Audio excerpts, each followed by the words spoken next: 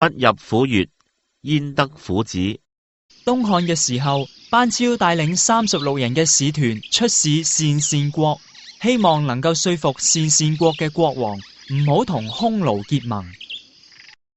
鄯善國起初好熱情咁樣接待佢哋，但係幾日之後忽然變得好冷淡。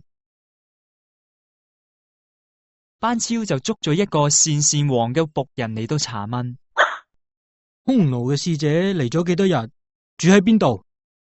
嗰個僕人好驚，就老實咁樣回答啦。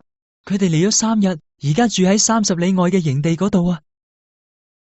班超聽咗之後，就將僕人扣留起嚟，然後就召集所有使團嘅成員話啦：匈奴嘅使者只不過嚟咗3日，鄯善王對待我哋嘅態度就變咗。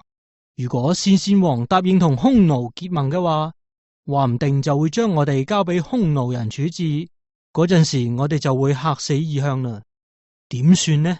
大家商量咗一陣間之後，就一齊講啦：一切聽從將軍嘅主張，不入虎穴，焉得虎子。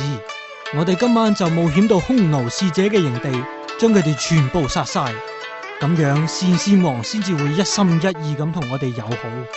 好，就咁做啦。嗰日夜晚，佢哋依計行事，放火燒咗匈奴使者嘅營地，殺晒所有嘅使者。